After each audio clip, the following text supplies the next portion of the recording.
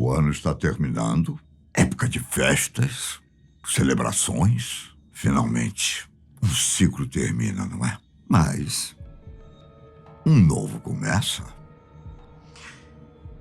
E sabe a melhor forma de passar os últimos dias de 2021? Não? Pois eu vou te falar. Ouvindo algumas histórias de terror. Confie em mim. Você não vai querer perder. Duvido. Digamos que hoje eu vou te contar algumas histórias perfeitas para se escutar com uma companhia. Mas, se você tiver coragem de vir comigo sozinho, a responsabilidade é sua, meu caro. Olha, quem avisa amigo é. Antes do caldo engrossar, eu quero te contar uma lenda que assombra partes da Rússia há muitos anos. Ela fala de uma entidade que mora em pântanos da Sibéria, o chamado Antsibal. E por ser uma lenda, eu sei que você vai pensar que não há muito com o que ter medo, não é? Mas pense comigo, hein? A Rússia tem uma extensão territorial enorme, não é? Então será mesmo que o ser humano conhece tudo o que existe por lá? Como nenhuma pessoa que viu o Antsibal de pertinho continuou vivo, é difícil dizer ao certo como ele é. O pouco que se sabe vem das descrições de pessoas que o viram de longe e fugiram antes que fosse tarde demais. Olha só, dizem que o Antsibal tem uma aparência humanoide, mas está sempre coberto com uma água do pântano e proteções nos membros feitas com troncos, plantas. E apesar de ser alto e possivelmente muito forte, a entidade não tem um instinto assassino contra seres humanos. Não. Antsibal só parte para a agressão quando se sente ameaçado, como um animal que se irrita quando alguém invade seu território.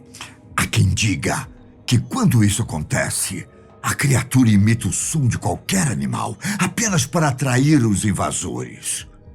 A lenda diz que poucos realmente conseguem fugir, porque uma vez que ele marca alguém como vítima, é difícil escapar. Pelo que outras versões contam, o Antsibal consegue deixar suas vítimas cegas e surdas para que elas se percam na floresta e não consigam fugir. Por causa disso, é bem possível, que a vítima acabe caindo no pântano e morra afogada. Mas e então? Que tal fazer uma trilha na Sibéria, hein? Enquanto você pensa sobre isso, vamos dar uma volta pela França. Mais especificamente na pequena cidade de Saint-Quentin. Por lá, existe uma casa que ficou famosa por um mistério sobrenatural. De acordo com um casal que morava na propriedade, foi possível ver sangue escorrendo pelas paredes, como se a casa estivesse viva e muito machucada.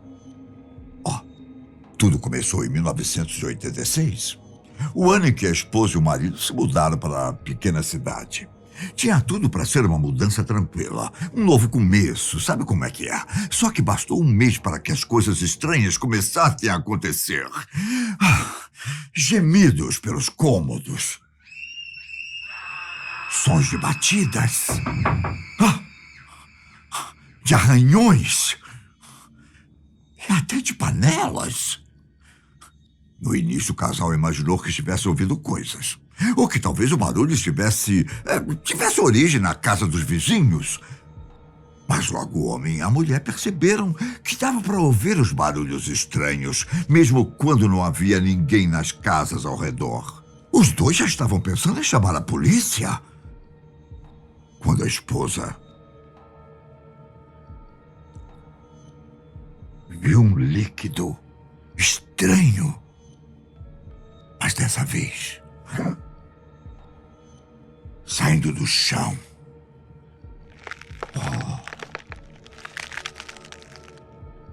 Era uma substância vermelha, estranhamente parecida com sangue. Aquilo fez com que ela entrasse em desespero e decidisse chamar a polícia imediatamente. Mas o marido achou que era apenas tinta e disse que não era motivo para tanto medo. Ai. Ele não poderia estar mais errado. No dia seguinte, os dois encontraram mais daquela substância vermelha pela casa. Dessa vez não só no chão, nas paredes, no teto, na pia. Sem entender o que poderia ser, o casal finalmente chamou a polícia para investigar o caso. As autoridades inicialmente pensaram que poderia ser sangue de animal, mas bastou fazer um teste para descobrir que não. Não era de animal. Não. Era sangue humano. Mas como? Como raios ele estava aparecendo nas paredes? Para o casal, a única explicação lógica era que uma pessoa estivesse invadindo a propriedade para fazer uma brincadeira de muito mau gosto. Os dois então bolaram um plano. Eles passariam o fim de semana fora e deixariam toda a casa coberta de farinha para ver as pegadas do responsável. O plano era bom, não posso negar. Só que o casal não contava com uma coisa. Assim que chegaram em casa, 2 dias depois, praticamente todas as paredes estavam com sangue.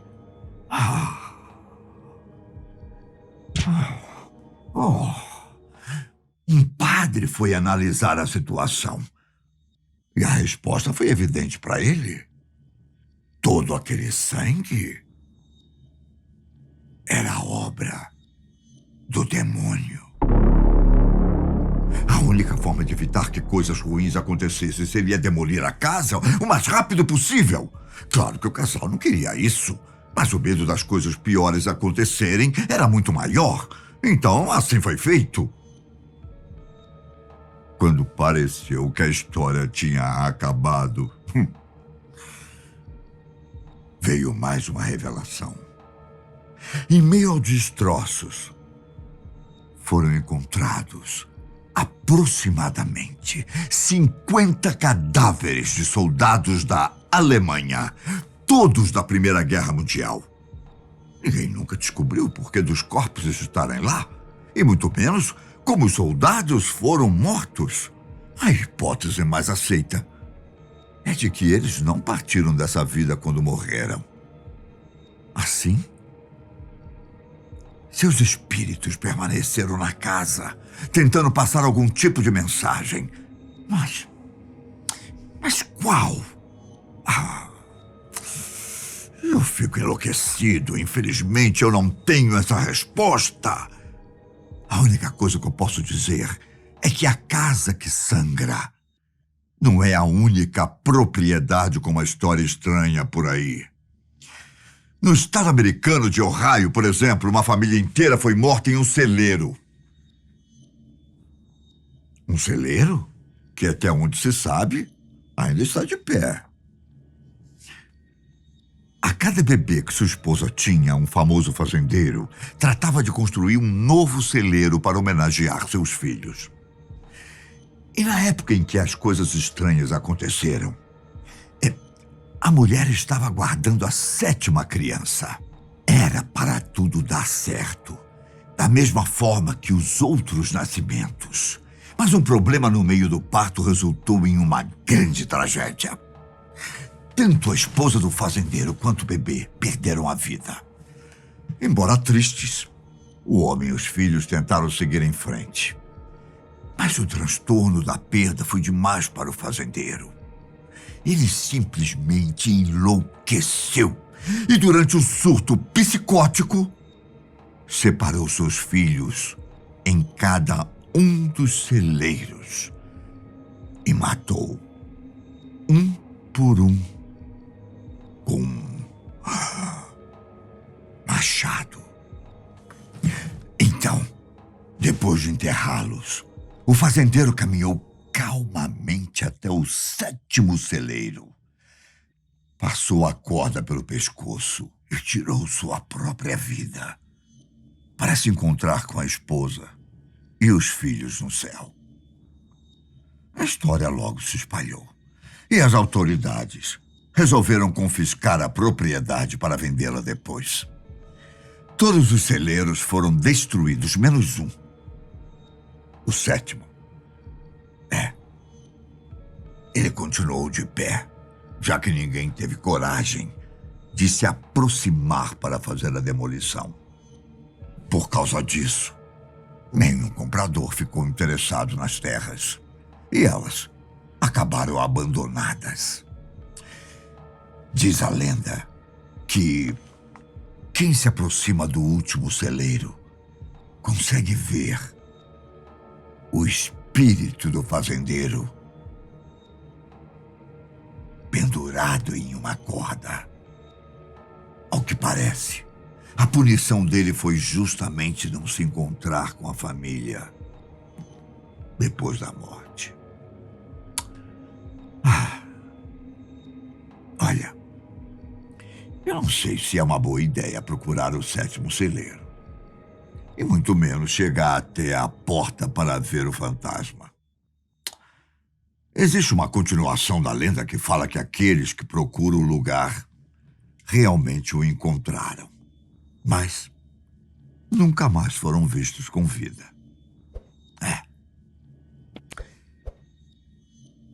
Você teria coragem de procurar? Aproveite o final do ano.